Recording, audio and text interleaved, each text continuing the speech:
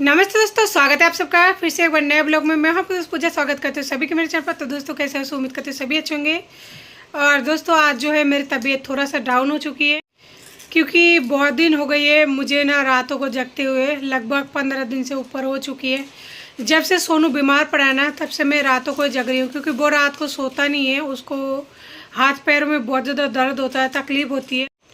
कभी कहता है हाथों में दर्द हो रहा है, कभी कहता है पैरों में दर्द हो रहा है, कभी हाथ दबाती हूँ, कभी पैर दबाती हूँ। रात को भी कई सारे ऐसे काम होता है जिसकी वजह से नहीं सो पाती हूँ। रात और दिन है ना मेरे लिए बहुत छोटा हो जाता है। अगर रात की बात करूँ तो रात पता नहीं कब निकल जाता है, कब कट जाता है, पता ही नहीं लगता मुझे।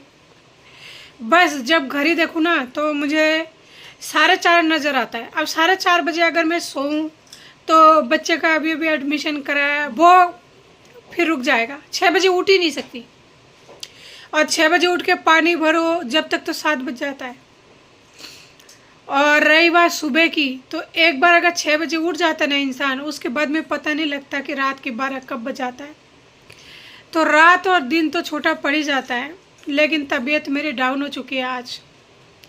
आज सुबह से कुछ नहीं कर पाई हूँ, जिसमें मेरे ससुराल से फ़ोन आता है। अब मैं नाम ये तो नहीं बताऊंगी किसका आया है, लेकिन ये ज़रूर बताऊंगी क्यों आया है।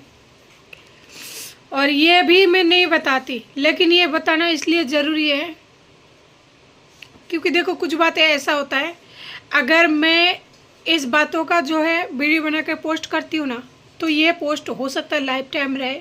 कभी अगर मेरा बच्चा बड़ा हो तो शायद उसका नज़र पड़े, तो वो समझ सके मुझे कि हाँ मेरी माँ गलत नहीं थी, या फिर जो भी फैसला उसका मन का होगा मुझे मंजूर होगा।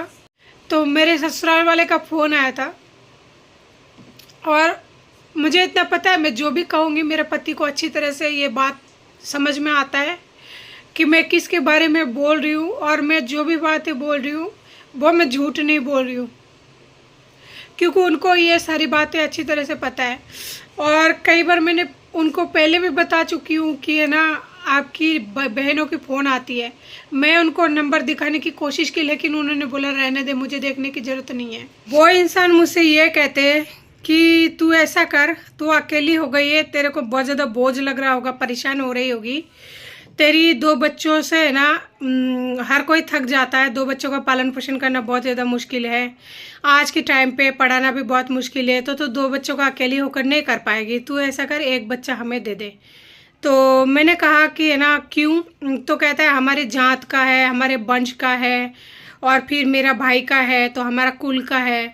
तो ऐसा कर, अब बच्चा हमें दे दे, बच्चा एक हमें दे दे, एक तू रख ले, क्योंकि बिना बच्चे के तो तू भी नहीं रह पाएगी ना।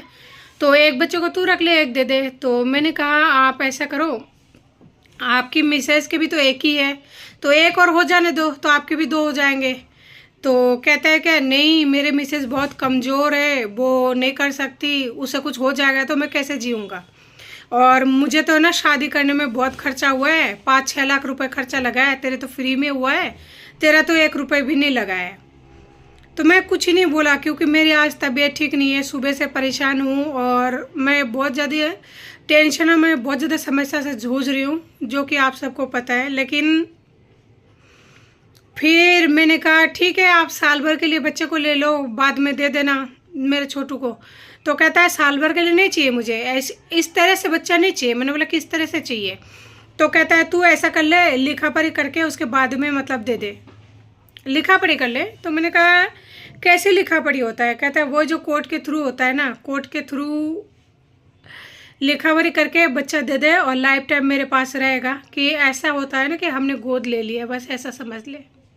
तो मैंने उनसे कुछ ही नहीं कहा, मैंने सीधा जो है फ़ोन को कट कर दिया। तो मेरे पति से बात करने का कोई ज़रिया नहीं है, मुझे पता है वो मेरा फुल वीडियो वॉच करता है। मैं यही कहना चाहूँगी कि किशोर जी देखिए, मैं जिस तरह से ज़िंदा हूँ अभी तक तो चल रही हूँ, ठीक है, लेकिन आपको भी पता है किसने मुझे इस तरह से बोला है, और वो क्यों बोल रहा है ये भी आपको पता है। और इससे पहले भी आपकी बहन ने मुझे कई बार कॉल किया है, और इसका प्रूफ मैंने आपको दिखाना चाहा, लेकिन आपने मना कर दिया। आप तो मुझसे बात तक करना नहीं चाहते हो। तो ठीक हो, जो भी है, जहाँ भी हो, जैसे भी हो, मुझे कोई फ़र्क नहीं पड़ता। बस इतना कहना चाहूँगी, आपके घर वालों को बोल दो कि ना वो मुझे फिजूल में मेंटली टॉर्चर ना करें। मेरे बच्चा मैंने जन्म दिया, संघर्ष मैं करी हूँ, छोड़ के आप गए हो, परेशानी मेरी है, बजाय मेरा है। मुझे नहीं पता मैं जी पाऊंगी कि नहीं जी पाऊंगी। इस तरह से टेंशन, डिप्रेशन, मुझे पता है मेरे साथ क्या हो रहा है। जिस वक्त जिसके साथ जो चीज़ होता है ना, वो सिर्फ उसी को पता होता है, किसी और को नहीं होता है। आपके घर वालों से कह दो वो मुझे इस तरह से फ़ोन ना करे। और बच्चा है, खिलौना नहीं है कोई, जिसे मन में आया उसको दे दिया, उसको दे दिया, या मतलब जो मन में आया जो कर लिया। क्यों? मैं पाल लूँगी, जैसे भी होगा मैं कोशिश कर लूँगी, पाल लूँगी। अगर मैं जिंदा रही ना तो वो हर काम करूँगी जो मेरी इच्छा अधूरी रह गई है, भगवान ने चाहा तो। आप अपने घर वालों से फ़ोन करके कह दिए वो मुझे फ़ोन ना करे। मैं मेरा बच्चा किसी को नहीं देने वाली, चाहे जितना सितम हो जाने दो, जितना तकलीफ होगा हो जाने दो। जब तक मैं जिंदा रहूँगी तब तक तो नहीं दूंगी। बाकी अगर मैं नहीं रही तो फिर उसका तो क्या, आगे का तो फिर क्या देखा है। और ये चीज़ें कहाँ तक सही है? कोई इंसान फ़ोन करके इस तरह से बोले कि बच्चा दे दे, तेरा पति नहीं है, तू अकेला नहीं पाल पाएगी, इस वजह से मेरा बच्चा लेना चाहता है। मैं बंगाली हूँ, मैं चिकन मछली खाती हूँ, मैं बुरी हूँ मानती हूँ, लेकिन मेरा बच्चा भी तो मेरे ही खून से बनकर जन्म हुआ है ना, उसमें बुराई नहीं है। चाहे उसमें बुराई हो चाहे नहीं हो, चाहे कुछ भी हो चाहे कुछ भी नहीं हो, मुझे उससे कोई मतलब नहीं है। बस आपके घर वाले को, कोर्ट कचहरी का मामला चल रहा है, मैं चाहती हूँ जो भी हम दोनों के साथ में प्रॉब्लम है वो हम दोनों ही सुलटा ले, घर वाले को ना घसीटे।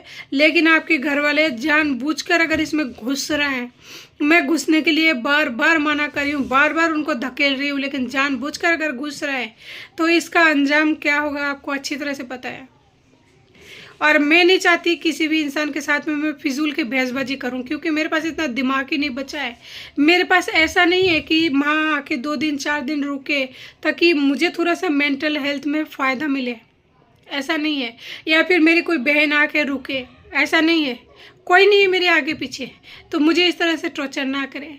थक चुकी हूँ मैं, तो हराने के लिए आप लोगों के पास में और कोई चारा नहीं है ना दूसरा, कि वो वैसे तो हार नहीं रही है, छोड़ के आ गया हूँ, लेकिन उसके बावजूद वो दोनों बच्चों को लेकर साथ वैसे ही चल रही है जैसे पहले चलती थी। आज भी अच्छे से चल रही है, अच्छे से मैनेज कर रही है, सब कुछ कर रही है। इस बात बर्दाश्त नहीं हो रही है ना, इस वजह से खुद नहीं मेरे से लड़ पा रहे हो, तो अपना आपको पता है आप किन से लड़वाना चाह रहे हो, किन से बच्चे मांग रहे हो। इस बार तो मैंने उन्हें कुछ भी नहीं कहा, लेकिन आप समझा देना उनको कि ना इस तरह से दोबारा फ़ोन ना करे और भविष्य में मेरे से दोबारा बच्चा ना मांगे जब तक मैं ज़िंदा हूँ। अगर उन्होंने ऐसा दोबारा से किया ना तो इसका अंजाम उनको कहना कि वो तैयार है भुगतने के लिए। फिर मैं ये नहीं देखूँगी कि कौन है कौन नहीं है। अब तक तो ये मान रही हूँ कि है ना ससुराल वाले हैं, जब पति नहीं है तो ससुराल वाले किस बात के हैं। सबने ये तो बोल दिया कि जानते नहीं है हम कौन है तू। तो इस बात को खास करके उनको मैसेज दे देना कि दोबारा से कॉल करके बच्चे के लिए मुझे ना टेंशन दे, और ना ही मुझे फिजूल के फ़ोन करने की ज़रूरत है। ना पति है मेरा, ना कोई रिश्ता है, नहीं चाहिए मुझे कोई रिश्तेदार। ये फिजूल के मुझे चाहिए ही नहीं, ठीक है। मैं अकेली खुश हूँ, दोनों बच्चों के साथ में खुश हूँ। वो कहते हैं ना जियो और जीने दो, मैंने तुम्हें छोड़ दिया है, तुम अपने कैसे भी खुश रहो, कैसे भी रहो, मुझे से कोई दिक्कत नहीं है। तुम भी मुझे छोड़ दो, लेकिन कोर्ट कचहरी का मामला है, इतना जल्दी जो है सुलझते नहीं है।